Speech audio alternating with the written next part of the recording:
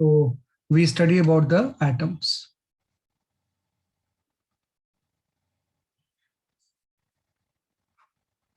है ना, आपका जो वो खत्म हो गया है, dual nature of radiation and matter. है ना, तो आप देख लेना एनसीईआरटी से मॉडर्न फिजिक्स जरूर से पढ़ते हैं हम। बाकी चैप्टर तो थोड़ा कम पढ़ो ज्यादा पढ़ो फर्क नहीं पड़ता उतना, लेकिन मॉडर्न फिजिक्स थोड़ा इससे पढ़ना पड़ता है आपको। तो ड्यूअल नेचर आपने कर लिया। अब आपका जो नेक्स्ट टॉपिक आता है एटम्स आ जाता है, फिर उसके बाद न्यूक्लियर फिजिक्स आ जाएगी एंड रेडियो एक्टिविटी। है ना, तो एटम्स में बेसिकली हम मॉडल ऑफ एटम के बारे में ही बात करते हैं ज्यादातर। जो हम we discuss about the model of atom, वे एटम के बेसिक मॉडल कौन कौन से थे। तो हिस्टोरिकली हम इन सब चीजों के बारे में क्योंकि केमिस्ट्री में भी जानते हैं, लेकिन फिजिक्स के हिसाब से केमिस्ट्री में बहुत पहले आप पढ़ते हो तो उतना याद भी नहीं होता है, और फिजिक्स के हिसाब से कुछ चीजें जो है मुझे एक्सप्लेन करनी पड़ती है आपको, राइट। तो मॉडल ऑफ एटम में सबसे पहला जो मॉडल था that is your Thomson atomic model.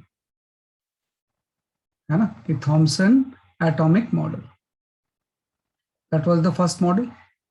है ना, तो थॉमसन एटॉमिक मॉडल के अकॉर्डिंग ये था कि कोई भी जो एटम है ये आपका एक पॉजिटिव चार्ज का स्फीयर होता है ना, कि थॉमसन ने ये एज्यूम किया कि Thomson assumed atom as a uniformly distributed positive charge, as a sphere of uniformly distributed positive charge.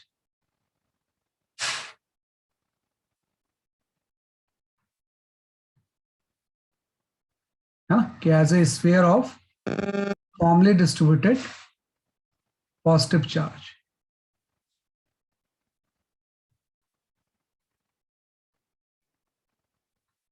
Positive charge with electron embedded on it,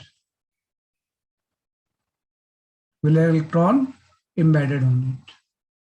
हाँ, तो ये तो हम जानते हैं कि जैसे कि सीड से ना वाटरमेलन होता है, तो पूरा का पूरा जो वाटरमेलन का जो रेड पोर्शन होता है उसको पॉजिटिव चार्ज आप ले लो, और नेगेटिव चार्ज जो है वो सीड्स जैसे वाटरमेलन में ब्लैक ब्लैक होते हैं उस तरह से एम्बेडेड रहेंगे। तो ये आपका थॉमसन एटॉमिक मॉडल था। लेकिन आपको पता है कि थॉमसन एटॉमिक मॉडल तो स्टार्टिंग में ही हमने ओवररूल कर दिया, और ओवररूल के आपने ये बोला कि नहीं ये सही नहीं है, क्योंकि रदरफोर्ड एक्सपेरिमेंट ने इसको रॉन्ग प्रूव कर दिया। है ना, उसने ये बोला कि भाई कुछ जो अल्फा पार्टिकल्स थे वो अनडेविएटेड चले गए, कुछ 180 से डेविएट हो गए, और हर अल्फा पार्टिकल डिफरेंट एंगल से डेविएट होता है। तो उसके बेसिस पे हम यहाँ पे जो नेक्स्ट मॉडल डिस्कस करते हैं दैट इज जो रदरफोर्ड मॉडल।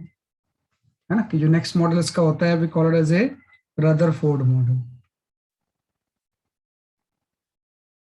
है ना, और रदरफोर्ड मॉडल के अकॉर्डिंग सिंपल से आपका ये था कि जब भी आप बात करोगे रदरफोर्ड मॉडल की, तो रदरफोर्ड मॉडल का ये था कि भाई एटम हॉलो होता है ऑलमोस्ट, कि एटम जो है वो क्या है बेसिकली आपको हॉलो होता है, कि एटम इज हॉलो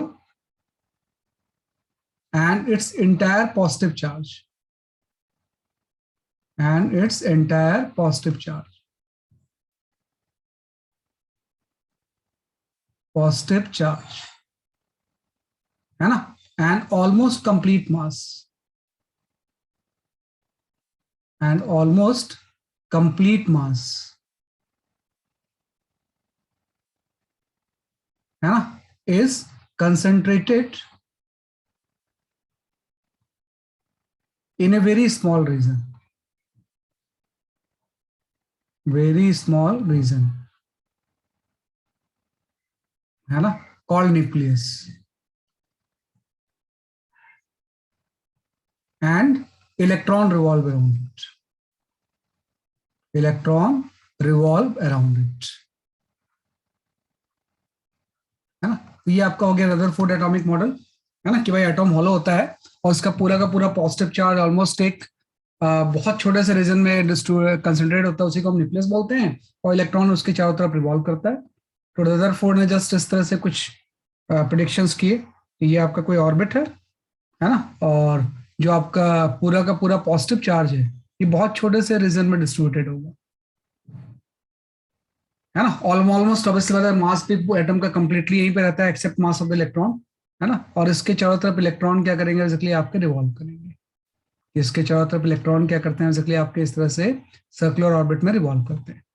है ना, तो ऑब्वियस बात है कि सर्कुलर ऑर्बिट में रिवॉल्व करते हैं, तो ये कुछ बोर मॉडल जैसा ही है लेकिन कुछ चीजों को एक्सप्लेन नहीं कर पाया ये रदरफोर्ड मॉडल जो है, इट फेल टू एक्सप्लेन, है ना, कि कुछ चीजों को ये एक्सप्लेन नहीं कर पाया। तो जिन चीजों को एक्सप्लेन नहीं कर पाया उसमें प्राइमरली दो चीजें थी। पहला, स्टेबिलिटी ऑफ एटम, कि भाई स्टेबिलिटी ऑफ एटम को ये एक्सप्लेन नहीं कर पाया कि भाई एटम ये स्टेबल क्यों है, क्योंकि इलेक्ट्रोडायनामिक की थ्योरी बोलती है ना कि जब भी कोई एक्सलेटेड चार्ज होगा, जैसे इलेक्ट्रॉन अगर रिवॉल्व कर रहा है तो एक एक्सलेटेड चार्ज है, तो एक्सलेटेड चार्ज हमेशा रेडिएशन इमिट करेगा कंटिन्यूसली।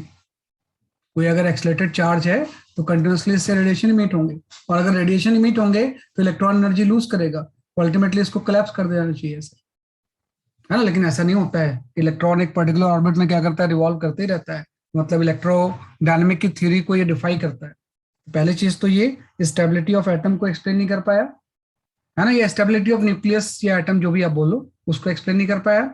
और दूसरी चीज है कि इससे जो रेडिएशन निकल रहा है, इलेक्ट्रोडायनेमिक की थ्योरी ये बोलती है कि अगर रेडिएशन इससे निकलता है ना, इमिशन स्पेक्ट्रम अगर हम देखें इसके कि भाई क्या चीज से मीट हो रही है, तो अगर हम इमिशन स्पेक्ट्रम देखें तो रेडिएशन निकलता है, लेकिन ये रेडिएशन जो होता है कोई कंटिन्यूस स्पेक्ट्रम नहीं बनाता है, बल्कि इसके स्पेक्ट्रम लाइन स्पेक्ट्रम होता है।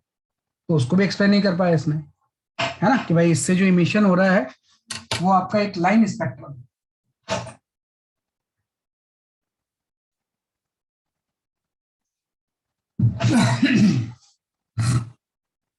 है ना, कि इससे जो इमिशन स्पेक्ट्रम हो रहा है, सेकंड में अगर हम देखें तो emission spectrum is a line spectrum, spectrum, है ना, is line spectrum, line spectrum, not continuous spectrum, not continuous. तो उसको भी एक्सप्लेन नहीं कर पाए, राइट, तो इसलिए इसको भी हमने रिजेक्ट कर दिया। तो अब हम जानते हैं बोर मॉडल ऑफ एटम की हम बात करते हैं, राइट, तो उसके बारे में ही डिस्कस करेंगे हम ज्यादा।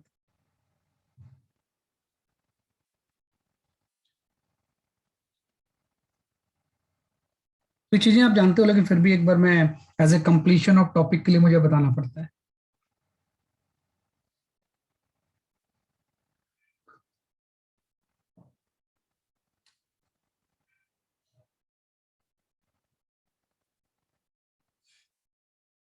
अच्छा, सेकंड आपको ये दिया हुआ है कि emission spectrum is line spectrum not continuous.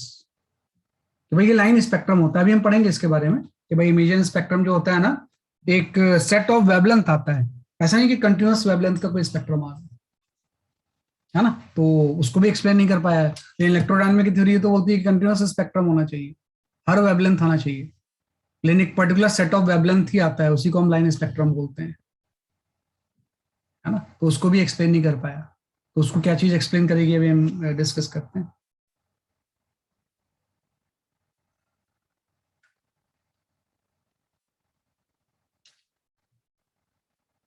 ठीक है, ये आपका गया, राइट। तो अब हम आ जाते हैं मेन बोर पॉस्टुलेट्स के ऊपर। हाँ, मेन जो आपको पढ़ना है, ये तो हिस्टोरिकली हम ये चीजें जानते हैं, अदरवाइज जो कंसंट्रेट करना है, will have to concentrate on the Bohr postulates.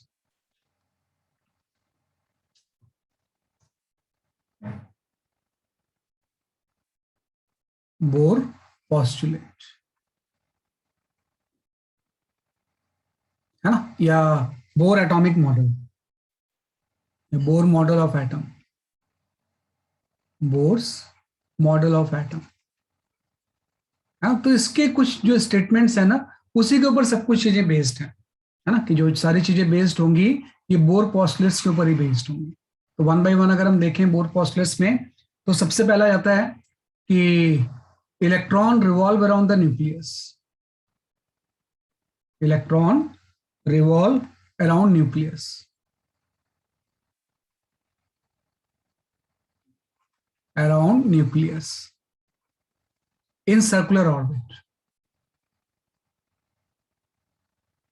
orbit, and necessary centripetal force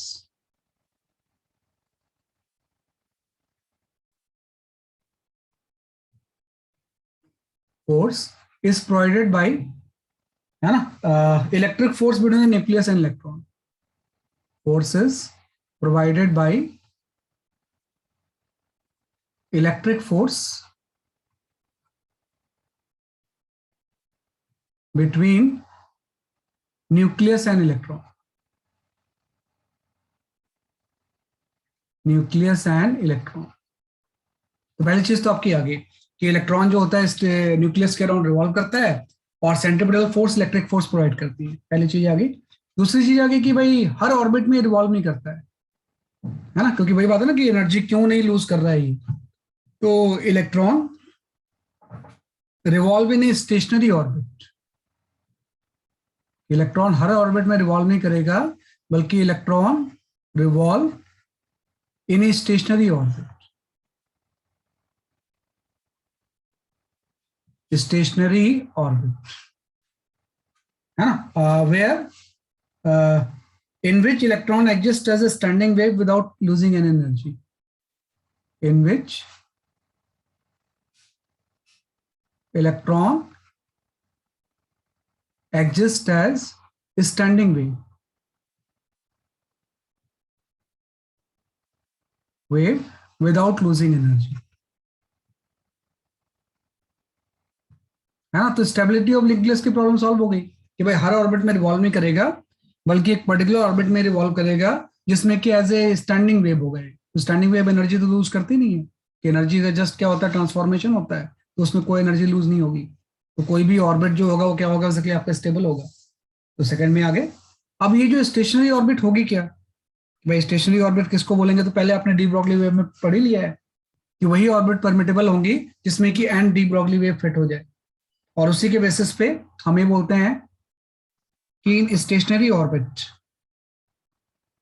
है ना, कि जो भी आपका स्टेशनरी ऑर्बिट होगा, in stationary orbit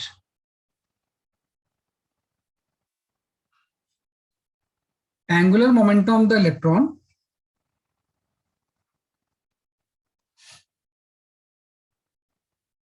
momentum of electron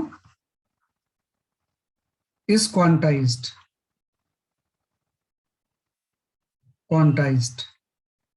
integral multiple of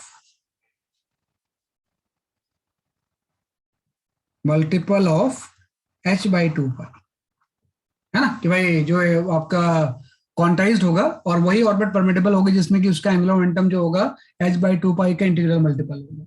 right, ये थर्ड कंसेप्ट आ गया। फोर पोस्टुलेट्स को हम बोलते हैं इमिशन ऑफ स्पेक्ट्रम। वही लाइन स्पेक्ट्रम क्यों होगा, इमिशन ऑफ स्पेक्ट्रम, है ना। तो इमिशन ऑफ स्पेक्ट्रम का मतलब ये है कि when electron makes a transition from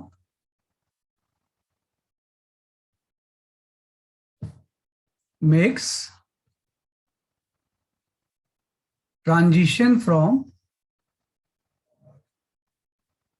higher orbit to lower orbit, to lower orbit, है ना, कि इलेक्ट्रॉन जब ट्रांजिशन करेगा हायर ऑर्बिट से लोअर ऑर्बिट में, तो difference in energy, then difference in energy released, right, in the form of photon, in the form of photon, है ना, कि भाई डिफरेंस एनर्जी फोटोन के फॉर्म में क्या होगी, एग्जैक्टली आपकी रिलीज होगी। राइट, और फोटोन के फॉर्म में रिलीज होगी तो ऑब्वियसली बात है कंटिन्यूस तो होगा नहीं, एनर्जी पैकेट्स होंगे तो वो भी क्वांटाइज्ड होगा, मतलब इसका स्पेक्ट्रम जो इमिशन होता है वो भी क्वांटाइज्ड होता है। तो फोर्थ आ गया। फिफ्थ में हम बात करते हैं एब्जॉर्प्शन की, कि जैसे रेडिएट कर रहा है ऐसे ये एब्जॉर्ब भी करेगा। तो फिफ्थ में आ जाएगा बेसिकली आपका एब्जॉर्प्शन ऑफ रेडिएशन,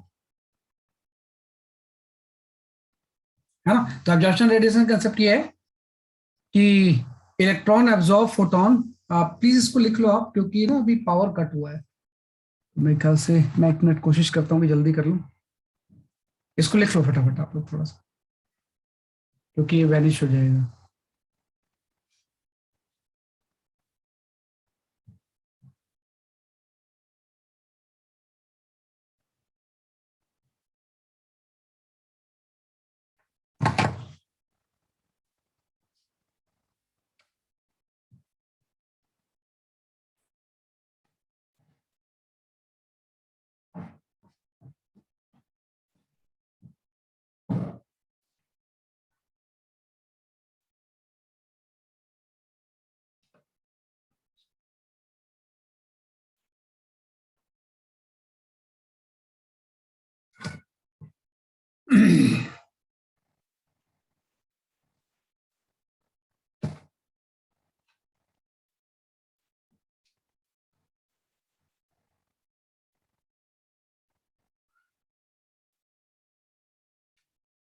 ओके,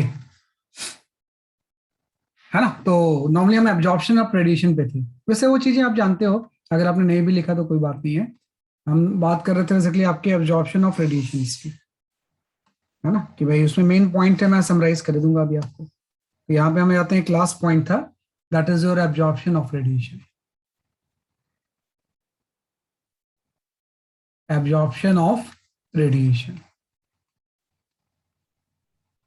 है ना। तो जो एब्जॉर्प्शन ऑफ रेडिएशन, इसका कंसेप्ट भी एकदम सिंपल सा है कि एब्जॉर्प्शन ऑफ रेडिएशन में electron absorb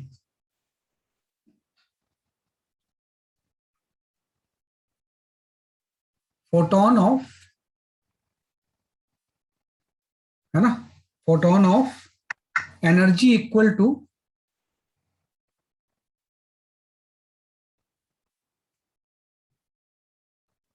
to difference of energy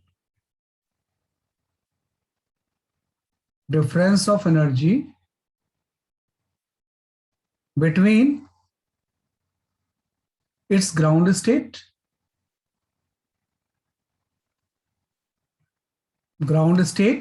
and any of excited state याद रखना कि भाई एग्जैक्ट डिफरेंस एनर्जी के फोटोन को होगा तभी उसको एब्जॉर्ब करता है ना, कि absorb the photon of energy equal to the difference of energy between this ground state and any of the excited state, है ना। And when electron absorb photon,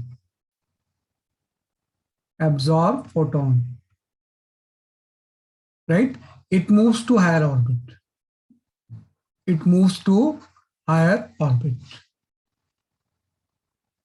है ना, कि इसको एब्जॉर्ब करने के बाद ये कहाँ मूव कर जाएगा एक्जेक्टली आपके हायर ऑर्बिट में, और उसके बाद डी एक्साइड भी होगा, उसके बाद क्या होगा एक्जेक्टली आपका डी एक्साइड भी होगा। ये 5 बोर पोस्टुलेट्स हैं, उसको अगर मैं समराइज करूं तो जस्ट ये रदरफोर्ड जैसा ही था, न्यूक्लियस का कंसेप्ट तो इसमें भी था। जस्ट आपने बोला कि भाई ये आपका कोई ऑर्बिट है और इसके पूरा का पूरा चार्ज जो होगा सेंटर पे कंसंट्रेटेड होगा, तो अगर इसका एटॉमिक नंबर मैं जेड लिख लूं तो यहाँ पे प्लस जेड ही चार्ज हो जाएगा न्यूक्लियस पे, है ना, Z is the atomic number. और इसके चारों तरफ इलेक्ट्रॉन जो होगा सर्कुलर ऑर्बिट में रिवॉल्व करेगा।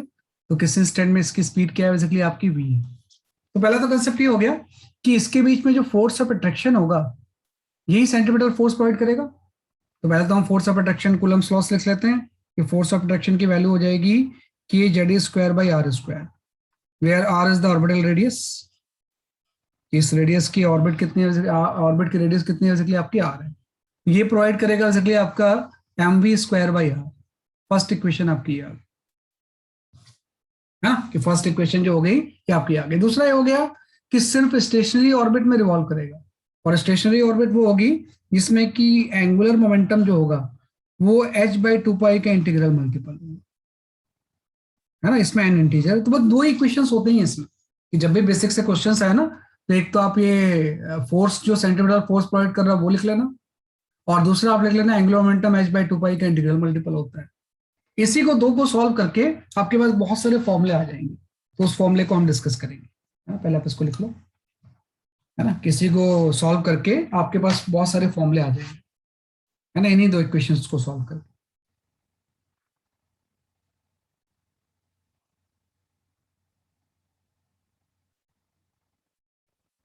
और ध्यान रखना, ये जो भी हम बोर पोस्टुलेट्स पढ़ रहे हैं, this is valid for hydrogen like atom, है ना, कि जो भी चीज हमें पढ़ रहे हैं किसके लिए पढ़ रहे हैं, बेसिकली आपका फॉर हाइड्रोजन लाइक एटम, ऊपर ही लिख लो आप इसे, हाइड्रोजन लाइक एटम,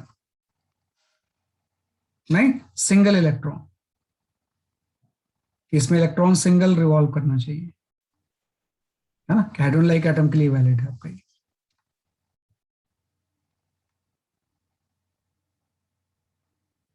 हाँ कैसे आई मैं बता देता हूँ मानवी आपको। तो बेटा क्या होगा कि जैसे ये इलेक्ट्रॉन रिवॉल्व करेगा ना, तो यहाँ पे पॉजिटिव चार्ज है, और पॉजिटिव चार्ज की वैल्यू क्या हो जाएगी, प्लस जेड ही, है ना, और उसके चारों तरफ एक इलेक्ट्रॉन रिवॉल्व कर रहा है माइनस ही। तो एक अट्रैक्टिव फोर्स हो जाएगा ना, तो के Q1 Q2/r², है ना। और ये क्या प्रोवाइड करेगा, सेंट्रीपिटल फोर्स। तो ये तो आसान सी चीज है कि भाई जो इन दोनों के बीच में फोर्स ऑफ अट्रैक्शन है, यही सेंट्रीपिटल फोर्स होगा, तो mv² के इक्वल आ गया। और दूसरा सिर्फ वही ऑर्बिट परमिटेबल होते हैं जिसमें कि एंगुलर मोमेंटम nh/2π होता है। तो एंगुलर मोमेंटम हम जानते हैं mvr होता है, कि मास अगर इस इलेक्ट्रॉन का m है, v स्पीड है और r रेडियस है, तो एंगुलर मोमेंटम mvr होता है, ये nh/2π के इक्वल हो जाएगा, है ना। लेकिन ध्यान रखना, जो भी पोस्टुलेट्स हमने पढ़े हैं सिंगल इलेक्ट्रॉन के लिए वैलिड है। ऑब्वियसली बात है, हाइड्रोजन के लिए तो वैलिड है ही, हीलियम भी आयोनाइज्ड होना चाहिए, है ना, कि आयोनाइज्ड अगर हीलियम है, एक इलेक्ट्रॉन निकाल लें तो एक इलेक्ट्रॉन बच जाएगा, तो उसके लिए वैलिड होगा। जो भी सिंगल इलेक्ट्रॉन वाले होंगे, आयोनाइज्ड हीलियम, लिथियम, जो भी चीजें, उसके लिए पोस्टुलेट्स क्या है, बेसिकली आपके वैलिड है। तो जो भी हम बात कर रहे हैं वो हाइड्रोजन लाइक एटम के लिए बात कर रहे हैं। सर मल्टी इलेक्ट्रॉन के लिए वैलिड क्यों नहीं है? मल्टी इलेक्ट्रॉन के लिए तो हमने कंसेप्ट बात ही नहीं किया, क्योंकि फिर तो उसमें और भी इंट्रेक्शन हो जाएंगे ना बेटा। जैसे मान लो कोई दूसरा इलेक्ट्रॉन भी रिवॉल्व करता, तो इसके बीच में भी तो फोर्स होता। Okay sir. अब समझ रहे हो ना, उसके लिए भी फोर्स होता है। तो इतना सिंपल पिक्चर जो है ना, सिर्फ हाइड्रोजन लाइक एटम के लिए हो, जब सिंगल इलेक्ट्रॉन के ट्रांजिशन की हम बात कर रहे हैं, तो सिर्फ ये हाइड्रोजन लाइक एटम के लिए बेसिकली आपका वैलिड है। अब इन दोनों को सॉल्व करके कुछ फॉर्मूले आपके पास आ जाएंगे, उसी को हम बोलते हैं properties of electron in nth Bohr orbit. कि जब भी कोई इलेक्ट्रॉन nth बोर ऑर्बिट में होगा तो उसकी बेसिक प्रॉपर्टीज क्या क्या होंगी, है ना। तो उसको फॉर्मूला के टर्म्स में हम लिख लेते हैं। तो यहाँ पे टॉपिक आ जाता है आपका properties of electron, right, in nth Bohr orbit, nth Bohr orbit, है ना, कि properties of electrons in nth Bohr orbit, है ना। तो वन बाय वन सबसे पहले हम आते हैं radius of nth Bohr orbit, कि भाई जब nth बोर ऑर्बिट में कोई इलेक्ट्रॉन रिवॉल्व करेगा तो उसकी रेडियस क्या होगी, कि radius of electron in nth Bohr orbit क्या हो जाएगा, राइट। तो जब आप इसी दो इक्वेशन को सॉल्व करोगे ना, तो आपके पास रेडियस का एक फॉर्मूला आ जाएगा, कि radius of electron in nth Bohr orbit का फॉर्मूला आपका ये होता है कि this is equal to the n² / h², है ना। भाई आपका आ जाएगा एक लंबा चौड़ा एक्सप्रेशन आ जाएगा, 4π² इंटू आपका k आ गया, ZMe² आ गया, हाँ, ये एक्सप्रेशन आ गया आपका। कि भाई इन दोनों इक्वेशंस को सॉल्व करके अगर हम वहां से v एलिमिनेट कर देना, कि भाई इसमें तो v एंड r दोनों है, तो radius of the nth Bohr orbit की वैल्यू ही आ जाएगी, है ना। तो यहां से दो चीजें आपने आइडेंटिफाई की, कि बाकी टर्म्स तो कांस्टेंट है, लाइक h तो प्लैंक कांस्टेंट तो कांस्टेंट होता ही है, आपको 4π k Coulomb's constant, mass of the electron, सब चीजें कांस्टेंट है, चार्ज ऑफ द इलेक्ट्रॉन। तो यहां से एक ही चीज आ गई, कि जो radius of the nth Bohr orbit होगा is directly proportional to the n², कि ऑर्डर ऑफ ऑर्बिट का डायरेक्टली स्क्वायर का डायरेक्टली प्रोपोर्शनल हो जाएगा। और दूसरा, यहां से अगर मास हम ले लें थोड़ा सा, वैसे मास की भी जरूरत नहीं पड़ेगी, तो inversely proportional to the mass of the electron हो जाएगा। यहाँ पे ध्यान रखना कि m जो है ना, ये मास ऑफ इलेक्ट्रॉन है, ये जरूरत पड़ती है इसके लिए, इसलिए बता रहा हूं मैं आपको, मास ऑफ इलेक्ट्रॉन, है ना। वैसे तो अभी फिक्स है, लेकिन फिर भी मैं लिख ले रहा हूँ एज ए वेरिएबल लेके। तो जस्ट इससे दो चीजें पता चली, कि रेडियस जो होगा n² का डायरेक्टली प्रोपोर्शनल, और inversely proportional to the mass of electron होगी। अब इसमें जब हम वैल्यूज पुट कर देंगे सब चीजों की, तो ये जस्ट आपका एक सिंपल एक्सप्रेशन आ जाएगा। और जेड भी ऑब्वियसली बात है, कि जेड के ऊपर भी डिपेंडेंट कर रहा है, तो जो आर एन है this is inversely proportional to the Z भी आ गया, है ना। तीन चीजें आपको ध्यान रखनी है, कि एन के साथ क्या रिलेशन है, जेड के साथ क्या रिलेशन है, और एम के साथ क्या रिलेशन है। तो उसको अगर हम सिंप्लीफाई कर लें, तो ये सिंपल सा 0.53n² जेड आ जाएगा। हमने सारी वैल्यूज पुट कर दी, mass of the electron, charge, सब कुछ चीजें। तो इससे इतने angstrom radius of the nth Bohr orbit आ जाएगा। वो डिपेंड कर रहा है कि क्या चीज आपने लिया हुआ है, हीलियम लिया है, हाइड्रोजन लिया है, उसका जेट कितना है, और किस ऑर्बिट की हम बात कर रहे हैं। डिफरेंट ऑर्बिट की रेडियस क्या होगी, इसलिए आपके डिफरेंट होगी। तो इस एक्सप्रेशन में देखो मास नहीं आया, क्योंकि मास अपने पुट कर दिया था। लेकिन आप ध्यान रखना, कई बार क्या होता है ना, कि इलेक्ट्रॉन की बजाय किसी दूसरे पार्टिकल को अगर हम रिवॉल्व करें, जैसे मैं अगर बोलूं कि भाई इलेक्ट्रॉन रिवॉल्व नहीं कर रहा है, बल्कि कोई दूसरा पार्टिकल रिवॉल्व कर रहा है ना। कई बार आपका आएगा एक वर्ड आएगा म्यू मेसॉन, या कोई दूसरा ही पार्टिकल, जिसका कि चार्ज तो इलेक्ट्रॉन के इक्वल होता है, लेकिन उसका मास जो होता है वो इलेक्ट्रॉन से कुछ टाइम्स होता है या डिफरेंट होता है। तो सपोज हम बोले कि if instead of electron instead of electron different particle revolve, different particle revolve. एक हाइपोथेटिकल सिचुएशन ले लेते हैं कि इलेक्ट्रॉन रिवॉल्व नहीं कर रहा बल्कि कोई डिफरेंट पार्टिकल रिवॉल्व कर रहा है, different particle of mass m dash, of mass m dash revolve कर रहा है। तो अब हम कैसे radius of the nth Bohr orbit निकालें? तो हम इसी से निकाल लेंगे, तो मास के इनवर्सली प्रोपोर्शनली तो है। तो मतलब अगर m मास लेके ये rn आ रहा है तो m डैश के साथ rn डैश आ जाएगा। तो यहाँ से जस्ट हम ऐसे लिख सकते हैं, है ना, किसी एक्सप्रेशन को अगर डिफरेंट पार्टिकल रिवॉल्व कर रहा होगा तो हम यहाँ पे लिख सकते हैं कि जो rn डैश बाई rn है ना, इसकी वैल्यू आपकी m बाई m डैश हो जाएगी, है ना। तो अगर m डैश और m का रेशियो पता है और rn तो आप यहाँ से निकाल ही लोगे इस फॉर्मूले से, तो rn डैश आ जाएगा। तो कई क्वेश्चन में यूजफुल होता है कि अगर इलेक्ट्रॉन की बजाय कोई दूसरा पार्टिकल रिवॉल्व कर रहा है तो जस्ट हम मास के रिलेशन को ध्यान रखते हैं। तो पहला तो आ गया radius of the electron in nth Bohr orbit, nth Bohr orbit, है ना, कि जो या radius of the nth Bohr orbit आप लिख लो, एक ही बात है ना, कि radius of the electron in nth Bohr orbit. First आ गया, सेकंड आ गया स्पीड की बात कर लेते हैं हम इसमें कि भाई इलेक्ट्रॉन की स्पीड क्या होगी, speed of electron in nth Bohr orbit, nth Bohr orbit, है ना। तो वही बात है, जैसे आपने आर वी एलिमिनेट किया था, अब आप आर एलिमिनेट कर दो तो यहां से वी का एक्सप्रेशन आ जाएगा। तो वी का एक्सप्रेशन भी एक थोड़ा सा लंबा चौड़ा आता है कि वी एन की वैल्यू आपकी आ जाएगी 2 पाई के, है ना, Z square by N H, है ना। तो यहां से आप देखो जो वी एन है this is directly proportional to the Z, पहली चीज तो ये आ गई। दूसरा V N is inversely proportional to the N, है ना। और मास का इसमें एक्सप्रेशन नहीं आ रहा है, वही बात है, वो तो होता ही हमेशा कि सैटेलाइट का ऑर्बिटल वेलोसिटी में भी तो मास ऑफ द सैटेलाइट नहीं आता है, तो इलेक्ट्रॉन के ऑर्बिट में भी मास of the satellite basically electron नहीं आएगा। तो यहां से हम बोलेंगे कि वी एन जो होगा ना, this is independent of electron mass, ये इंपॉर्टेंट चीज है, इंडिपेंडेंट ऑफ इलेक्ट्रॉन मास, कि इलेक्ट्रॉन की बजाय अगर कोई दूसरा भी पार्टिकल रिवॉल्व कर रहा है तो उससे वी एन में कोई फर्क नहीं पड़ेगा। तो ये वी एन की वैल्यू आ गई, इसमें वैल्यूज आप पुट कर दो। तो जैसे हम वैल्यूज पुट करेंगे तो इसको हम इस फॉर्म में लिख लेते हैं, c by 137 Z by N metre per second, है ना, कि इससे मेमोराइज करना आसान होता है क्योंकि c आपको पता ही होता है कि c is the speed of light, है ना। कि वैसे तो ये लंबा चौड़ा एक्सप्रेशन भी है लेकिन हम इसको इस फॉर्म में इसको ज्यादा कंसंट्रेट करते हैं, इसी को यूज करेंगे हम इसमें, c by 137 Z by N आ गया। मास इसमें आते ही नहीं है ना, मास से क्या होता है एग्जैक्टली आपका इंडिपेंडेंट होता है। तो पहला एक्सप्रेशन ये आ गया, सेकंड आपका ये आ गया, है ना, कि this is your second expression.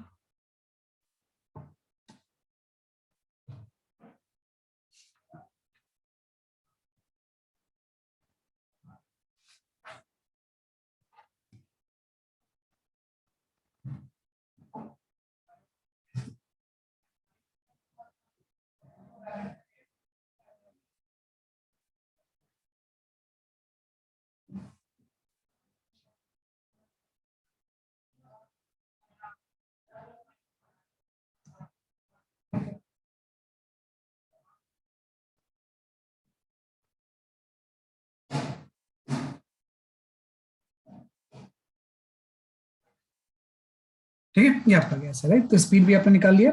इसके बाद नेक्स्ट आते हैं energy of electron in nth Bohr orbit. Third चीज होता है energy of electron in nth Bohr orbit, वो डिस्कस कर लेते हैं इसमें। ये सब थ्योरेटिकल चीजें, लेकिन अगर ये नहीं आएंगी ना तो आपको फिर आगे नहीं आएगा। तो थर्ड आ गया आपका energy of electron in nth Bohr orbit, nth Bohr orbit. तो इलेक्ट्रॉन की एनर्जी कौन से होगी? तो इलेक्ट्रॉन दो तरह की एनर्जी पोजेस करेगा, एक तो पोटेंशियल एनर्जी, तो पोटेंशियल एनर्जी तो जस्ट आपका के Q1 Q2 बाई आर से निकाल लेंगे, वो आपका हो जाएगा माइनस के जेड स्क्वायर बाई आर, है ना। और दूसरी हो जाएगी काइनेटिक एनर्जी, काइनेटिक एनर्जी की वैल्यू आपकी हो जाएगी हाफ एम वी स्क्वायर, है ना। और वी की वैल्यू मैं अभी पुट कर सकता हूँ, एक सिंपल सा अभी आपने पढ़ा था कि जो K Z square by R square होता है इसकी वैल्यू होती है बेसिकली आपकी mv² के इक्वल होती है। हाँ, तो यहाँ से mv² की वैल्यू भी यहाँ पे पुट कर दो, तो आप देखोगे कि क्या होगा ना, यहाँ पे इसी फॉर्म में ये चीज आ जाएगी, k(z)² यहाँ पे आपका 2r आ जाएगा काइनेटिक एनर्जी। तो अब देखो kinetic energy and potential energy related है। काइनेटिक एनर्जी जो है पोटेंशियल एनर्जी के मैग्नीट्यूड के हाफ के इक्वल है, साइन अगर हम छोड़ दें तो ये काइनेटिक आ गया, पोटेंशियल आ गया, दोनों का सम आपका टोटल एनर्जी हो जाएगा, जो कि एनर्जी आपको निकालना है कि टोटल एनर्जी कितनी हो जाएगी आपकी। तो टोटल एनर्जी दोनों की क्या हो जाएगी, इसलिए आपके सम हो जाएगी। तो ई इक्वल टू आपको हो जाएगा k+u। तो जैसे दोनों को हम सम करेंगे, ये टोटल एनर्जी नेगेटिव हो जाएगी क्योंकि बाइंडिंग एनर्जी होती है बाय 2r आ गई। तो ये पोटेंशियल आ गई, ये काइनेटिक आ गई, ये आपकी ई आ गई। तीनों में क्या रिलेशन हम जानते ही हैं कि आप देखो ई और के तो इक्वल एंड अपोजिट है और यू डबल है। तो मैं यहाँ पे ऐसे लिख सकता हूँ कि जो ई होगा ये इक्वल हो जाएगा -k के and that is equal to the u/2। ये फेमस रिलेशन आपने ग्रेविटेशन में ही पढ़ा था, दोनों चीजें एक ही तो होती है ना, कि ई जो होगा इन दोनों में तो नेगेटिव का रिलेशन है और ये इसके किसके इक्वल है, बेसिकली आपके u/2 के इक्वल है। मतलब एक कोई चीज आ गई तो बाकी चीजें आ जाएंगी। तो यूजली हम इसी पे कंसंट्रेट करते हैं ई के ऊपर, भाई पूरे सिस्टम की टोटल एनर्जी कितनी हो जाएगी। तो टोटल एनर्जी आप यहाँ पे लिख लोगे, तो ये टोटल एनर्जी होगी इसकी जो वैल्यू होगी ये आपका हो जाएगा बेसिकली आपका -k(z)² आपका 2r आ जाएगा। ये टोटल एनर्जी आ गई, है ना। अब इसमें रेडियस की वैल्यू अगर आप पुट कर दो, जो radius of the nth Bohr orbit का आपने फॉर्मूला निकाला था उसको अगर मैं यहाँ पे पुट कर दूं तो ये एक्सप्रेशन थोड़ा लंबा चौड़ा आ जाएगा, है ना। ये आपका आ जाएगा बेसिकली आपका -m(e⁴)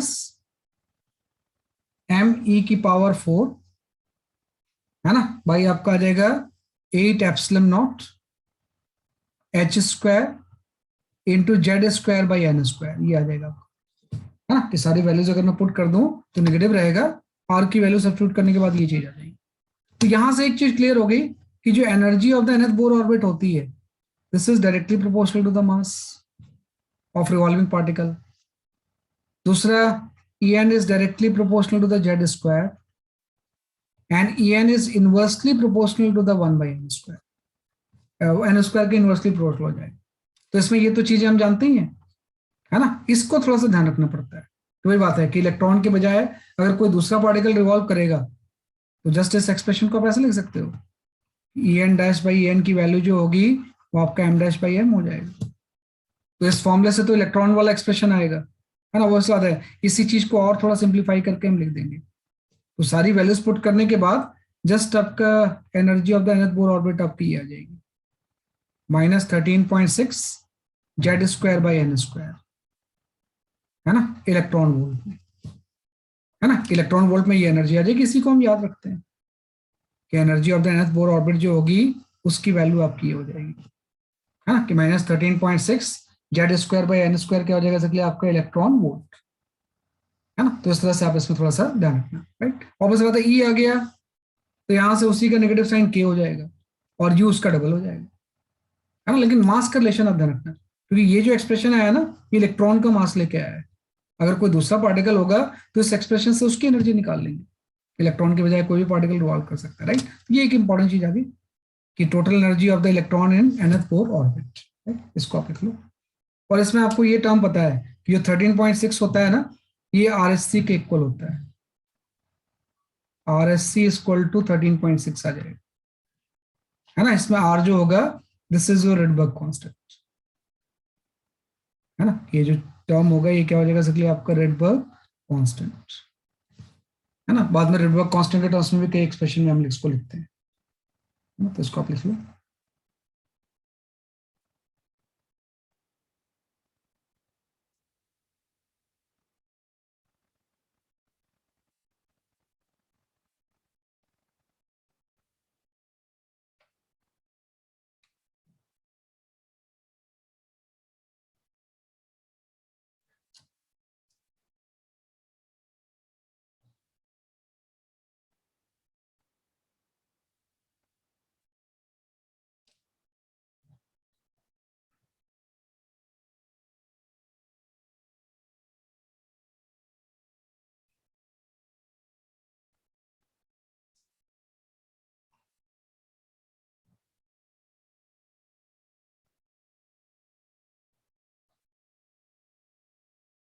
ठीक है, ये आपका थर्ड आ गया।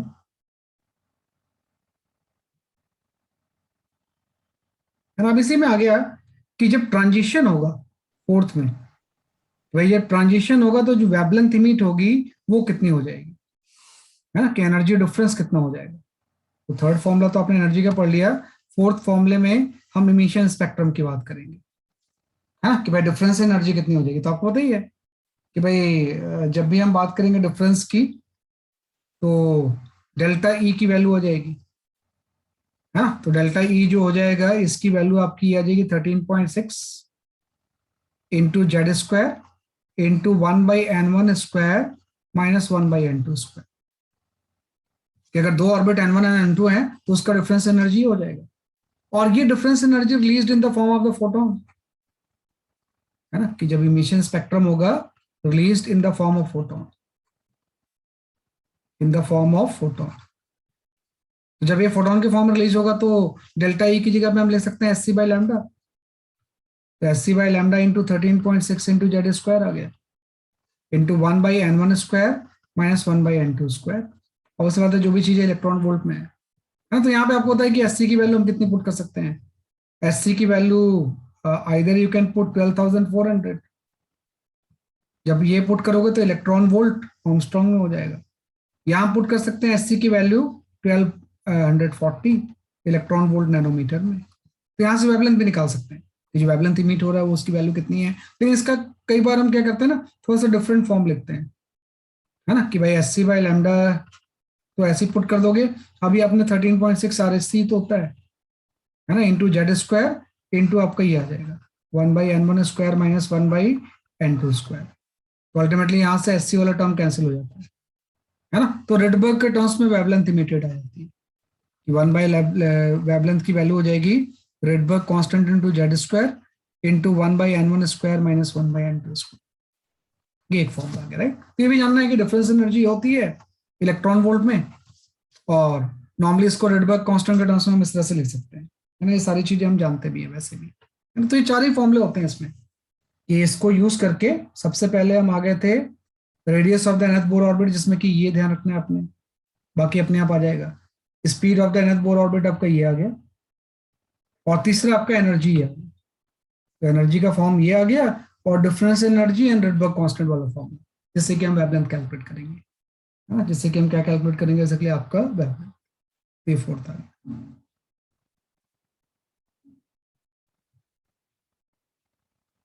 है ना। अब यहीं पे थोड़ा सा एक ट्विस्ट आ जाता है फिजिक्स में, कि जैसे अभी तक आपने जो एन के साथ रिलेशन पढ़ा है ना, तीन रिलेशन तो पढ़े हैं।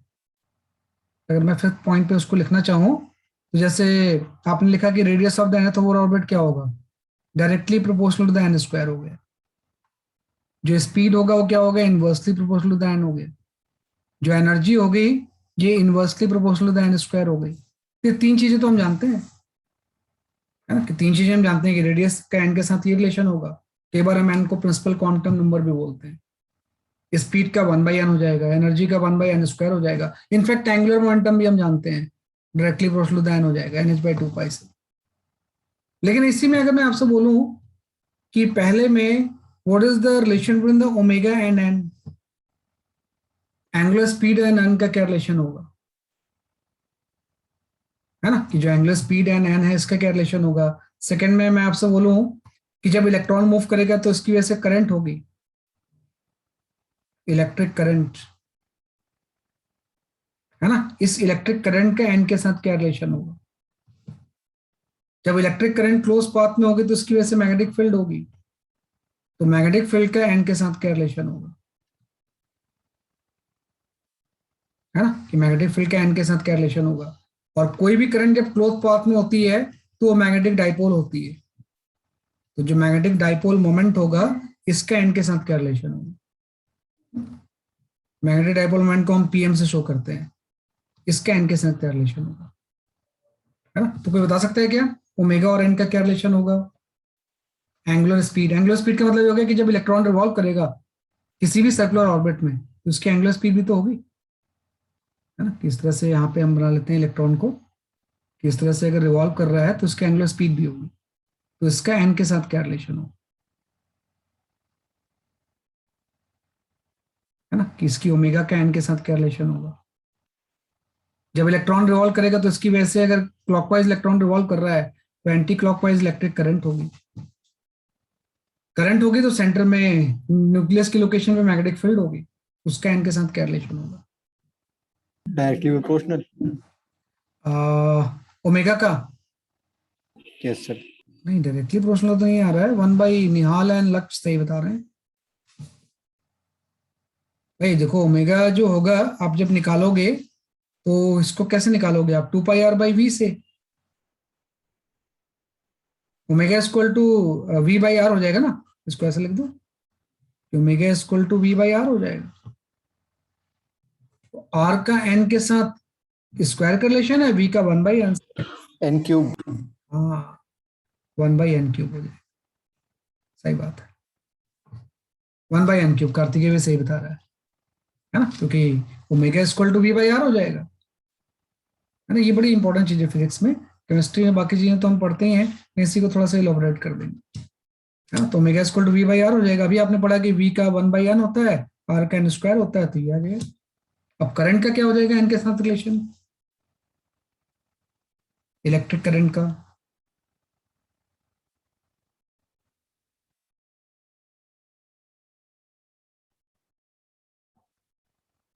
और मैग्नेटिक फील्ड का मतलब करंट फ्लो हो रही है तो सेंट्रल मैग्नेटिक फील्ड भी होगी। करंट का सेम होगा। नहीं, करंट का सेम तो नहीं होगा, तो ध्यान दो, इलेक्ट्रिक करंट का क्या रिलेशन हो जाएगा। हाँ, कार्तिकेय सही बता रहे हैं।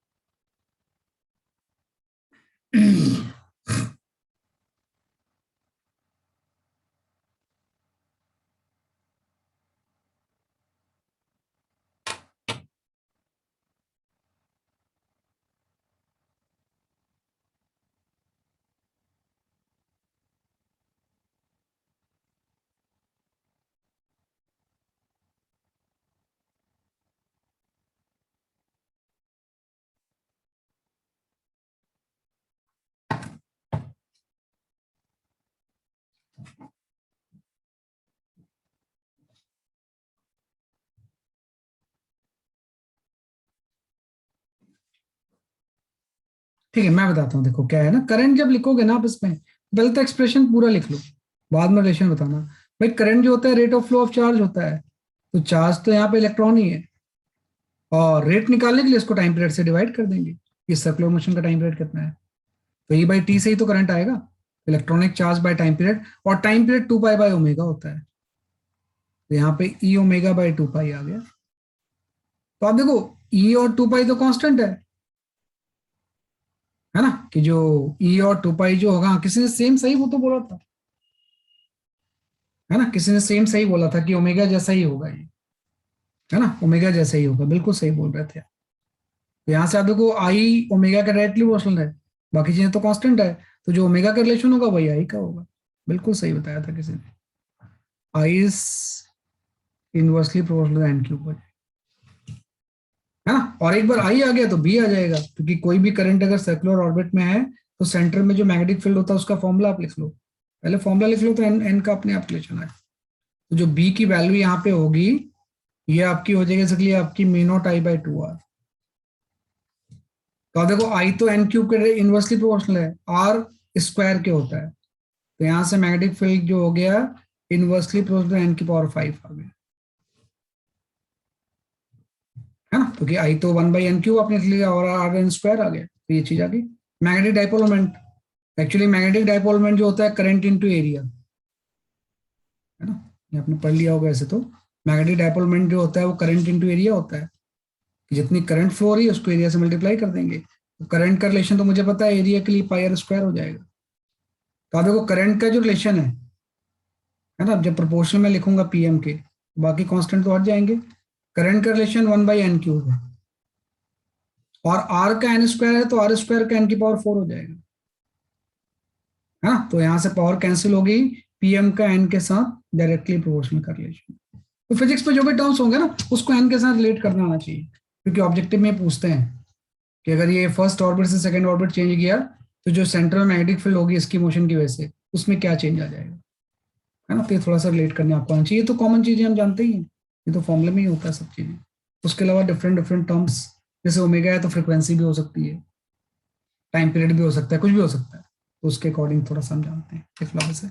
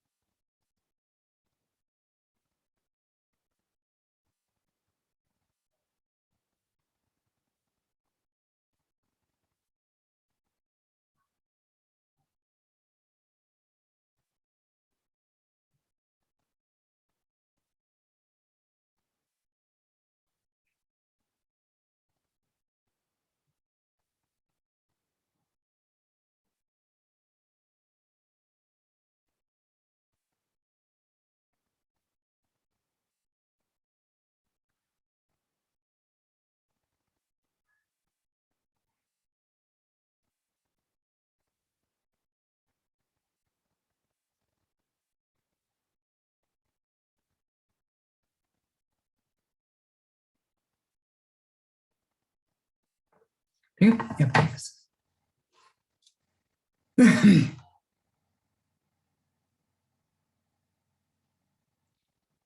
नहीं, ये कौन सा एक्सप्रेशन होता है भव्य बेटा? म्यू नॉट इंटू एन आई तो सोलनाइट की वजह से होता है ना। यहाँ तो एक सिंगल सर्किल में जा रहा है। ये जो फॉर्मूला मैग्नेटिक फील्ड का होता है, ये तो सोलनाइट की वजह से होता है। तो सोलनाइट में तो बहुत सारे कॉइल्स होते हैं ना, इसमें तो एक सिंगल सर्किल वाला केस है, इसलिए मैंने ये फॉर्मूला यूज किया है। This is formula for सोलनाइट। और इसमें एन जो होता है वो ऑर्डर ऑफ द ऑर्बिट थोड़ी होता है, तो number of turns per unit length होते हैं, है ना, कि number of turns per unit length होते हैं।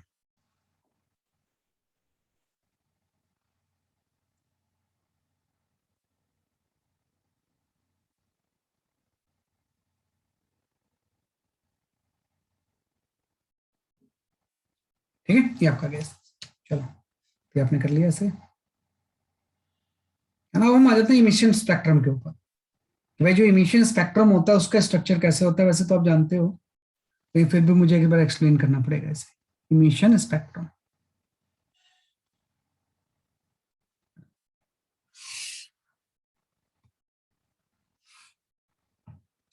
we can talk about the emission spectrum.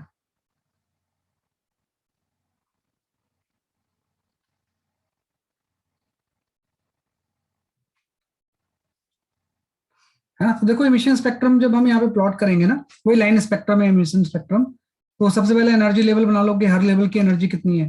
तो सबसे पहले आपका ग्राउंड स्टेट आ गया, this is your ground state. फिर उसका आ गया फर्स्ट एक्साइटेशन स्टेट, है ना, second excitation state. Energy difference धीरे धीरे कम होता जाता है, थर्ड आ गया, है ना। इस तरह से एनर्जी डिफरेंस क्या होता जाएगा, कम होता जाएगा, है ना, अप टू बेसिकली आपका इनफाइनाइट तक, है ना। तो इस तरह से आपका आ गया। तो जस्ट मैं इमिशन स्पेक्ट्रम जो बना रहा हूँ ना, ये हाइड्रोजन एटम के लिए बना रहा हूँ, हाइड्रोजन लाइक के लिए नहीं। This is for hydrogen atom, हाँ। टीएसटे की एनर्जी सबका मुझे पता है, जैसे n=1 जो है ना, we called as a ground state. कि जो n=1 है, इसको हम आपका ग्राउंड स्टेट बोलते हैं, है ना। तो ये आपका ग्राउंड स्टेट आ गया, this is your ground state.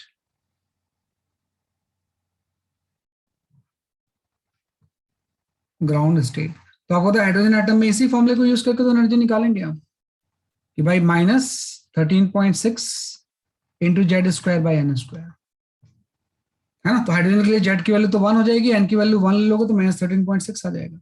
Ground state की एनर्जी -13.6 इलेक्ट्रॉन वोल्ट होती है।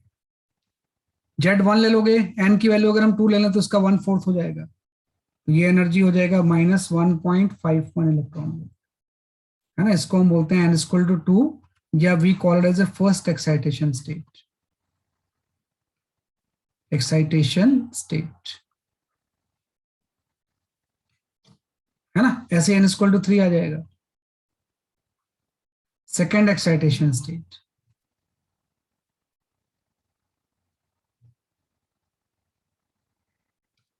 है ना। तो ये आपका हो गया -0.85,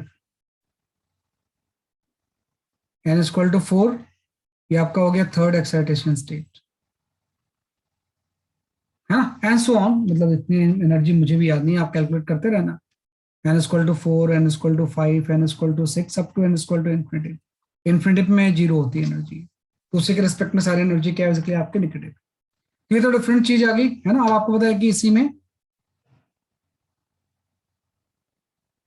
कुछ गलत लिखा गया मैंने, हाँ सॉरी सॉरी, ये मैंने एक स्टेप गलत मूव कर गया मैं यहाँ पे, सही बोल रहे हो, वही तो बोल रहा हूँ, एक गैप कहाँ पे आ रहा है, तो गैप आपका यहाँ पे आ रहा है, ये चीज -3.4 होती है, ये उसको 4 से डिवाइड करेंगे तो -3.4 आ जाएगी, ये -1.51 होती है, और ये -0.85 इलेक्ट्रॉन वोल्ट होती है, सब इलेक्ट्रॉन वोल्ट में, है ना, कि ये आपका -0.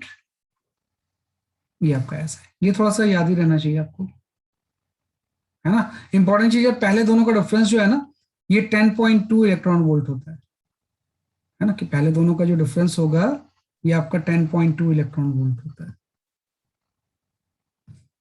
है ना। और इससे आपकी सीरीज बनती है, आपको पता है कि जब भी डी एक्साइटेशन होगा, है ना, पहली बात तो कुछ टर्म हम डिफाइन कर लेते हैं, तो पहली चीज हम डिफाइन करते हैं यहाँ पे, we called as ionisation energy, ionisation energy, है ना। तो energy required to ionise an atom, इसकी डेफिनेशन सिंपल सा है कि energy required to ionise an atom,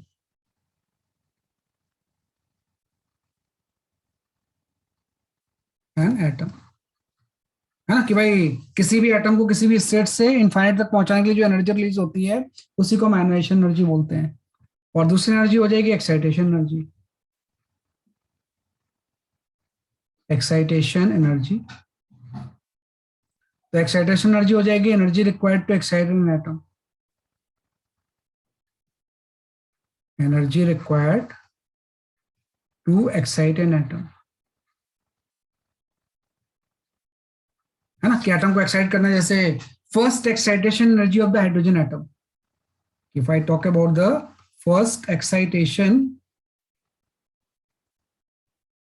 energy of hydrogen atom, of hydrogen atom, है ना, ये जो हो जाएगी आपकी 10.2 इलेक्ट्रॉन वोल्ट हो जाएगी, क्योंकि इन दोनों का डिफरेंस 10.2 होता है, तो इलेक्ट्रॉन को अगर इतनी एनर्जी दे दो तो फर्स्ट पे चला जाएगा। तो ऐसे ही अलग अलग लेवल पे हम एक्साइट कर सकते हैं इसे, है ना। तो ये तो जस्ट आ गया बेसिकली, आपको कुछ टर्म मैंने डिफाइन कर दिए। अब आपको पता है कि इसमें जो स्पेक्ट्रम बनता है, इस तरह से लाइन स्पेक्ट्रम बन जाएंगे, तो इसमें सीरीज आ जाती है आपकी इस तरह से, कि जब हायर लेवल से इलेक्ट्रॉन जंप करेगा तो डिफरेंट वेवलेंथ्स आपकी आ जाएंगी, यहाँ पे मीट होंगी, है ना, तो ये एक सीरीज बन जाती है आपकी। तो जब n इक्वल टू 1 पे ट्रांजिशन होता है तो we called as a Lyman series, है ना, ये जो सीरीज होती है we called as a Lyman series,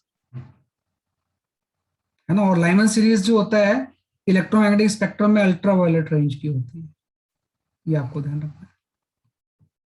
ऐसे आपका n इक्वल टू 2 में जब ट्रांजिशन होगा तो we called as a Balmer series,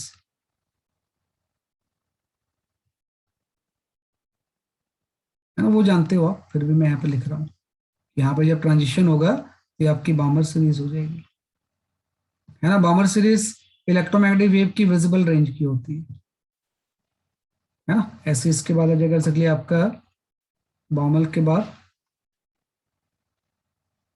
पैस्चन, आगे जो भी आपके सीरीज आती है ना, इसके बाद पैस्चन, ब्रैकेट, फंड, जो भी है ये सारी इंफ्रारेड होती है, मैं नाम नहीं लिख रहा हूँ, ये सारी जो सीरीज होंगी ये इंफ्रारेड होती है। तो ये थोड़ा सा आपको बेसिक नॉलेज होनी चाहिए कि भाई जो सीरीज है बेसिकली ये सारी फिर इंफ्रारेड हो जाएंगी, ऊपर की सारी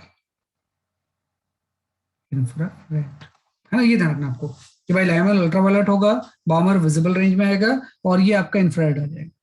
एंड यहाँ पे हम एक फॉर्मूला लिखते हैं, नंबर ऑफ पॉसिबल वेवलेंथ या number of spectral line, spectral line, है ना। स्पेक्ट्रल लाइन का मतलब पॉसिबल वेवलेंथ आ जाएगा, पॉसिबल वेवलेंथ, भाई जब भी एक से दूसरे में ट्रांजिशन होगा है ना। तो नंबर ऑफ पॉसिबल वेवलेंथ की वैल्यू कितनी हो जाएगी, तो नंबर ऑफ पॉसिबल वेवलेंथ आपकी ये होती है n2 minus n1 into n2 minus n1 plus 1 by 2। अगर n2 से n1 में ट्रांजिशन हो रहा है, कोई भी हो सकता है ना, 5 से 3 हो सकता है, 5 से 2 हो सकता है, 5 से 1 हो सकता है, तो number of possible spectral lines या पॉसिबल वेवलेंथ जो होगी उसकी वैल्यू ये होती है। तो कई बार ऑब्जेक्टिव में यूज होता है, तो उसको आप लिख लो। तो we call it as emission spectrum.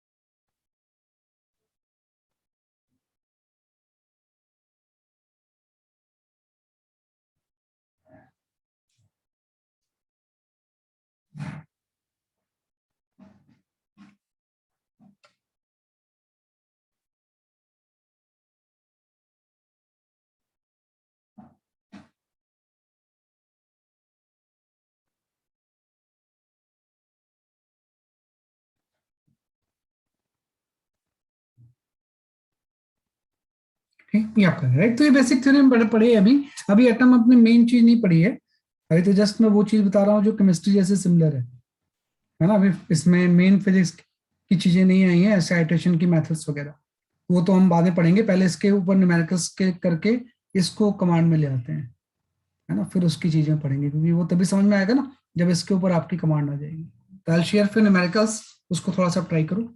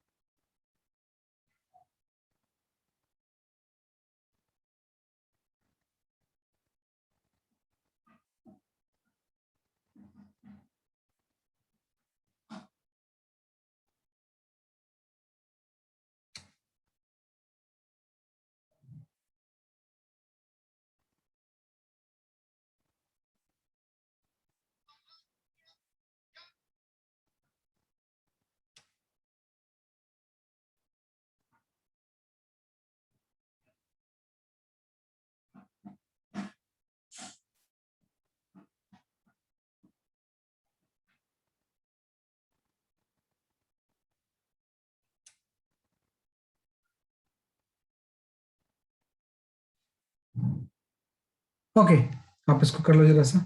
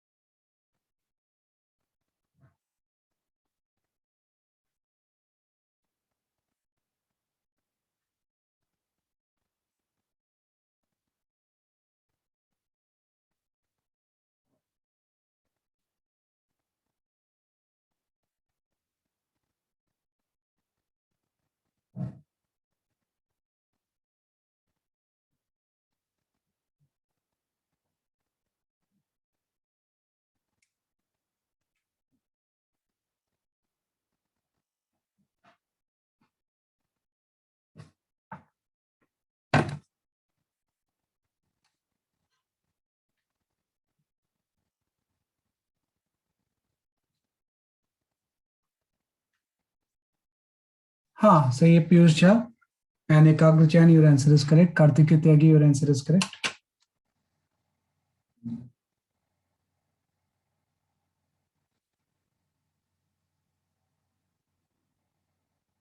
Same था।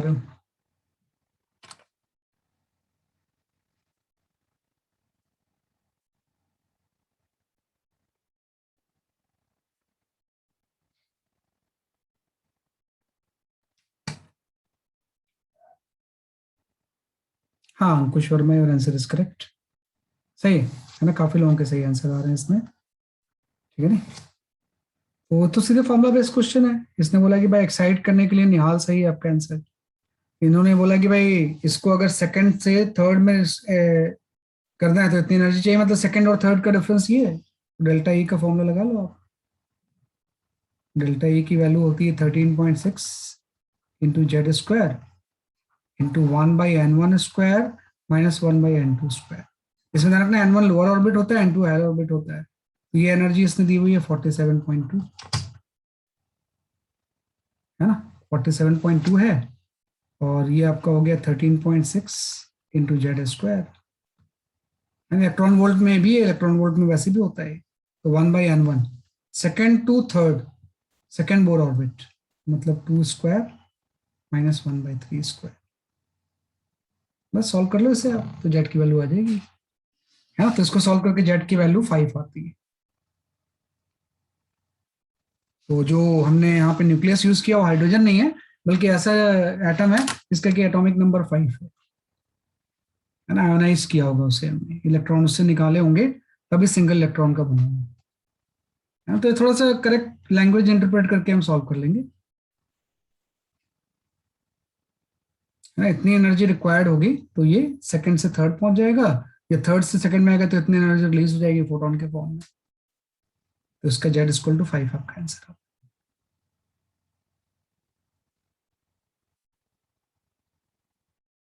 Okay, you can go for this question.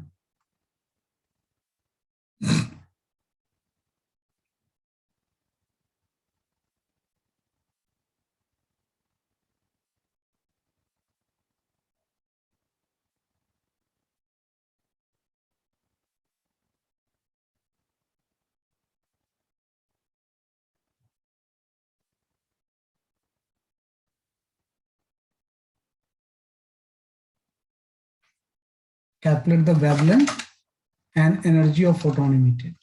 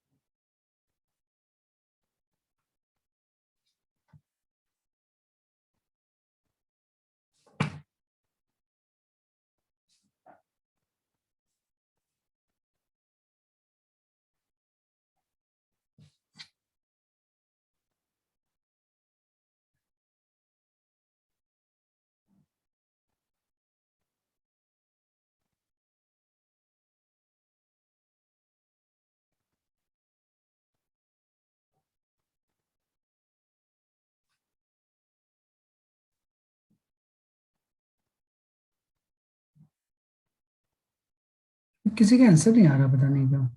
कुछ आप गलत इंटरप्रेट कर रहे हो। एक बार क्वेश्चन। मैं भी शो कर रहा हूँ कुछ। मतलब कहाँ से कहाँ ट्रांजिशन हो रहा है वो इंपॉर्टेंट चीज है।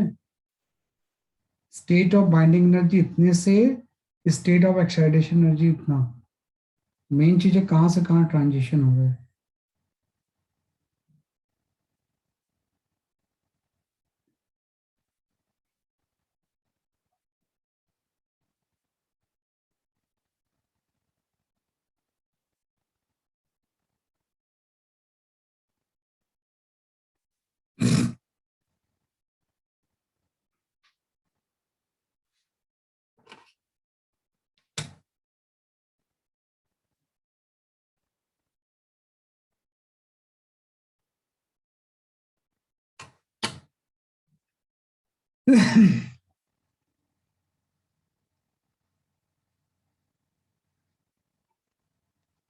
एक बार एनर्जी नहीं आएगी तो फिर वैलेंस भी गलत आएगा ना। हाँ, हाँ, वही गलती कर रहे हैं सब लोग। अगर आपका 12.75 आंसर आ रहा है मतलब मिस्टेक हो रही है उसमें थोड़ी सी।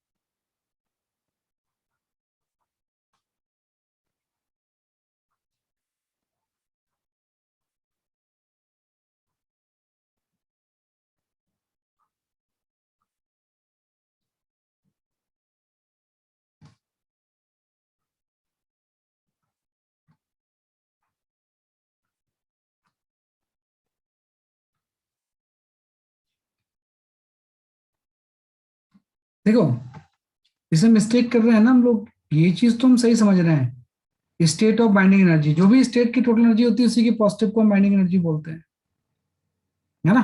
तो वैसे बात है, स्टेट ऑफ बाइंडिंग एनर्जी इतनी अगर है तो वो स्टेट आपका हो जाएगा 4 हो जाएगा, है ना। कि स्टेट ऑफ बाइंडिंग एनर्जी जो हो जाएगी वो 4 हो जाएगी। लेकिन जो स्टेट ऑफ एक्साइटेशन एनर्जी ये है वो ग्राउंड थोड़ी है, वो तो फर्स्ट एक्साइटेशन स्टेट है ना। कि भाई ये जो एनर्जी डिफरेंस होता है वो आपका 10.2 इलेक्ट्रॉन वोल्ट होता है। तो किस स्टेट की जो एक्साइटेशन स्टेट 10.2 इलेक्ट्रॉन वोल्ट होगी, 1 = 2 की होगी ना। भाई ग्राउंड से अगर स्टेट पे लाना है फर्स्ट एक्साइटेड स्टेट पे तो एनर्जी इतनी लगेगी। तो स्टेट ऑफ एक्साइटेशन एनर्जी इतने का मतलब हो जाएगा कि जो ट्रांजिशन होगा वो 2 पे होगा, है ना। कि इन दोनों का डिफरेंस जो होता है ना, इस स्टेट की एक्साइटेशन स्टेट एनर्जी होती है n = 2 की, ग्राउंड की थोड़ी होती है ना। ऐसे n = 3 की भी होती होगी, इन दोनों का डिफरेंस हम ले लेते हैं, है ना। तो ध्यान रखना जो ट्रांजिशन हो रहा है ना वो आपका हो रहा है, अब देखते हैं कितना आ रहा है। ट्रांजिशन जो हो रहा है 4 से 2 पे हो रहा है ना। कि n2 4 है, n1 2 है, तो मतलब ट्रांजिशन जो हो रहा है वो यहाँ पे हो रहा है ऐसे। जब ट्रांजिशन ऐसे होगा तो कितनी जो हैगी वो एनर्जी निकलेगी, डेल्टा निकाल लो यार, डेल्टा ही तो दोनों को पता ही है आपको। तो डेल्टा ही आपका हो जाएगा, दोनों की एनर्जी का डिफरेंस निकाल लेते हैं। तो -0.85 माइनस ऑफ -3.4, तो इन दोनों का क्या डिफरेंस हो जाएगा आप देख लो। इन दोनों का डिफरेंस तो 2.55 इलेक्ट्रॉन वोल्ट होगा ना। तो ये आ गया, energy of the photon emitted इतनी हो जाएगी 2.55 इलेक्ट्रॉन वोल्ट। तो ध्यान रखना आपको लैंग्वेज से, इसलिए तो मैंने क्वेश्चन करवाया है। स्टेट ऑफ बाइंडिंग एनर्जी तो सबकी बाइंडिंग एनर्जी मुझे पता ही है कि जो नेगेटिव होती है इसी के पॉजिटिव को हम बाइंडिंग एनर्जी बोलते हैं।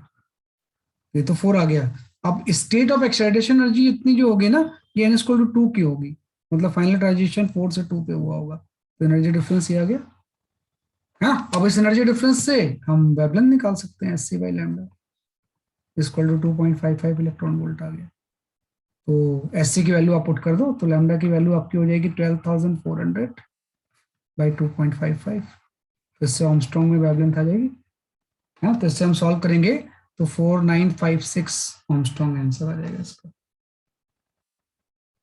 हाँ, तो ये आपका आंसर आ गया है ना। तो इस तरह से ध्यान रखना, थोड़ा सा टेक्निकली चीजों को करेक्ट इंटरप्रेट करते हैं। तो ये आपका आंसर आ गया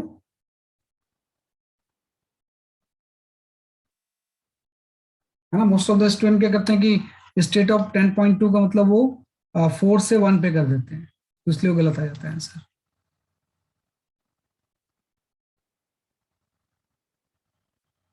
बेटा अभी शो तो किया था मैंने थोड़ी देर पहले।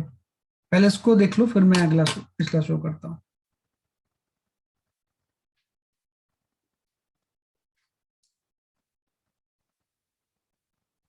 ओके ओके, मैं भी शो करता हूँ।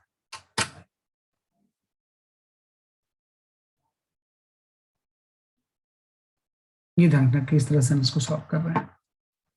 बहुत मेहनत करने की जरूरत पड़ती है इसमें, मॉडर्न फिजिक्स में।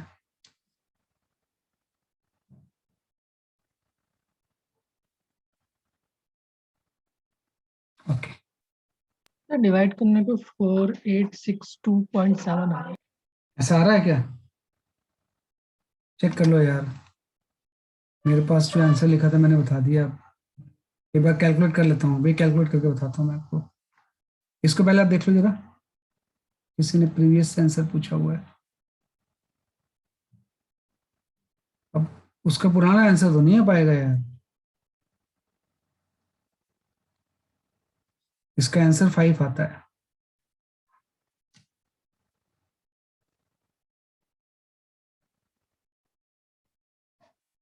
3 और 2 का डिफरेंस जो होगा वो निकाल लेंगे, उतना दिया हुआ है भाई। 47.2 जो है वो 13.6 into Z square by 1/2 square minus 1/3 square, तो इससे जेड की वैल्यू 5 आ जाएगी। अब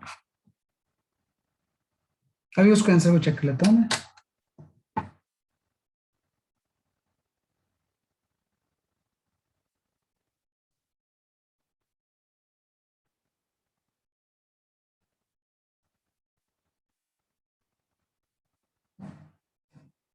हाँ सही बोल रहे हो, 4862 आ रहा है ना, कि सही बात है 4862 Yes. है ना। आर्मस्ट्रांग आ रहा है, कोई नहीं, करेक्ट कर लेना उसे। ठीक है ना, ये कोई नहीं। चलो, तो एक क्वेश्चन लास्ट कर लो बस आप, ये थोड़ा सा कंसेप्चुअल चीज है ना। हाँ, इसको बता दो जरा ऑब्जेक्टिव को आप।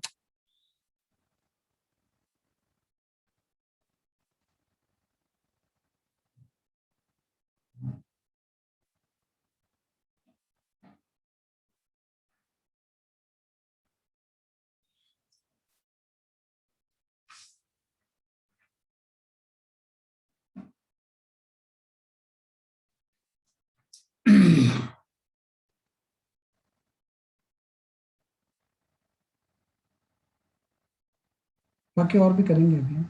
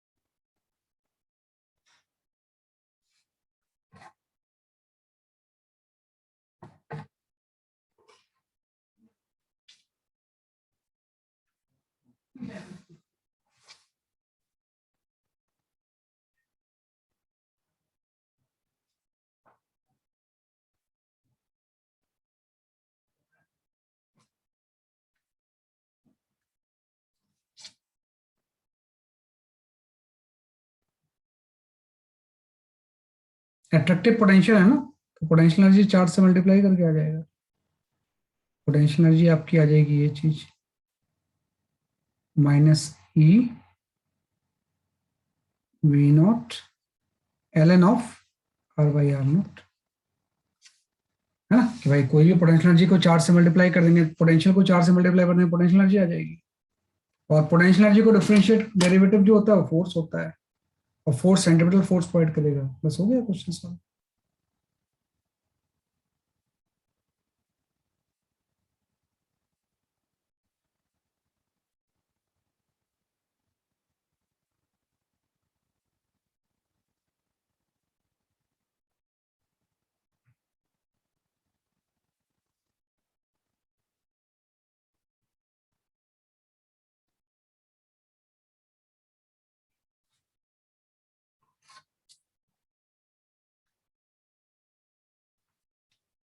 बेटा देखो क्या होता है ना, कि जैसे कोई भी पोटेंशियल एनर्जी क्या होती है, पोटेंशियल एनर्जी होता है चार्ज इनटू पोटेंशियल।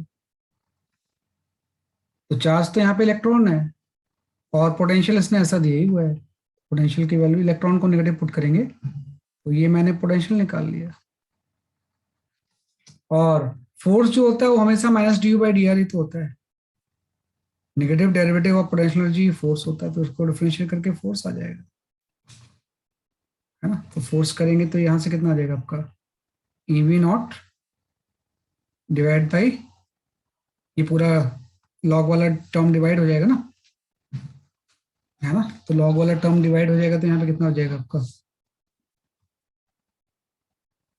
R0/R हो जाएगा, है ना, इंटू एक 1/R0 भी बच जाएगा। तो फोर्स की जो वैल्यू होगी वो EV0/R हो जाएगी। ये कैसे आ जाएगा, चेक करो जरा सा, डिफरेंशिएट कर देंगे इसे,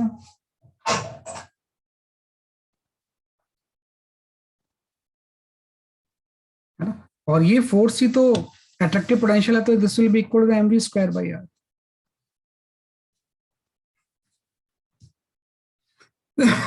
है ना। तो ये किसके इक्वल जाएगा सके आपके mv²/r के।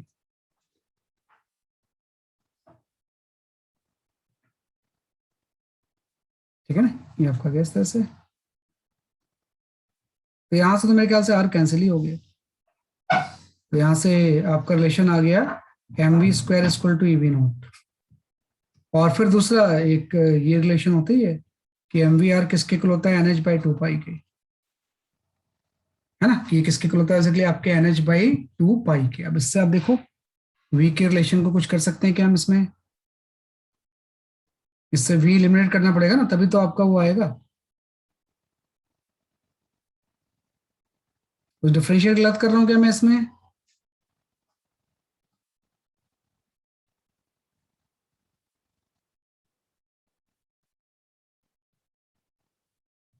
हाँ आ तो गया रिलेशन। अब देखो v को तो उससे मतलब है ही नहीं आपको, v तो कांस्टेंट आ गया ना, v² = EV0/m आ गया, है ना। तो नॉर्मली v को तो इससे मतलब है नहीं, मास वगैरह सब कुछ चीजें कांस्टेंट हैं, तो r n के डायरेक्टली क्वेश्चन आ गया ना। Copy understand. देखो मैंने क्या किया कि पहले पोटेंशियल दिया हुआ था, तो चार्ज से मल्टीप्लाई करके पोटेंशियल एनर्जी निकाल ली, पोटेंशियल एनर्जी को डिफरेंशिएट करके फोर्स आ गया, और यही फोर्स प्रोवाइड करता है सेंट्रीपिटल फोर्स। तो यहां से एक चीज आ गई कि mv² जो होगा उसको n से कोई मतलब नहीं है, मतलब v is independent of n, तो v को n से मतलब नहीं है, मास तो कांस्टेंट है, NH भी h/2π कांस्टेंट ही होता है, तो r और n में क्या रिलेशन होगा, डायरेक्टली मतलब देना आ जाएगा कि अगर पोटेंशियल का एक्सप्रेशन ये हो जो कि होता नहीं है, तो r और n में ये रिलेशन आ जाएगा। First option is the correct option, है ना। तो कई बार बेसिक्स चेंज करके इस तरह से क्वेश्चंस बनते हैं। तो दो ही कंसेप्ट इसमें इंपॉर्टेंट है, centripetal force and integral multiple, तो इससे हम कर सकते हैं, है ना। तो आपने कर लिया इस तरह से, ठीक है। आप चाहो तो यहाँ पुट कर दो इसे, कोई फर्क नहीं पड़ता उसमें, आप चाहो तो v की वैल्यू यहाँ पुट कर दो, जो भी होगा वो कांस्टेंट ही तो हो जाएगा, √of EV0/m, r = NH/2π, तो सारे टर्म कांस्टेंट हैं, तो r और n में डायरेक्ट प्रोपोर्शनल का रिलेशन आ गया। वैसे इन जनरल n² का होता है जो आपने पढ़ा है, लेकिन चूंकि ये चीज चेंज हो गई इसलिए सारा एक्सप्रेशन चेंज हो गया आपका, ये इंपॉर्टेंट चीज है, ठीक है ना। तो ठीक है, तो आज थोड़ा सा हमने इसके बेसिक्स कर लिए हैं, है ना। नेक्स्ट क्लास में एटम ही कंटिन्यू होगा, एटम का हायर लेवल कंटिन्यू होगा, तो थोड़ा सा इसको रिवाइज करके आ, ठीक है। और meanwhile I will keep one doubt class, है ना, मैं आपको ग्रुप में डाल दूंगा उसमें, किस टाइम पे और किस डे में होगा, आपका थोड़ा टाइम टेबल में देख लूँ कब आप फ्री हो उसके अकॉर्डिंग, राइट। तो that's all for today, bye bye. Sir एक बार वो लेक्चर आप देख लेना। हाँ मैं लेक्चर डाल दूंगा, अभी देखता हूँ थोड़ी देर बाद में, शाम के पहले डाल दूंगा लेक्चर में। Thank you sir. Okay, bye bye.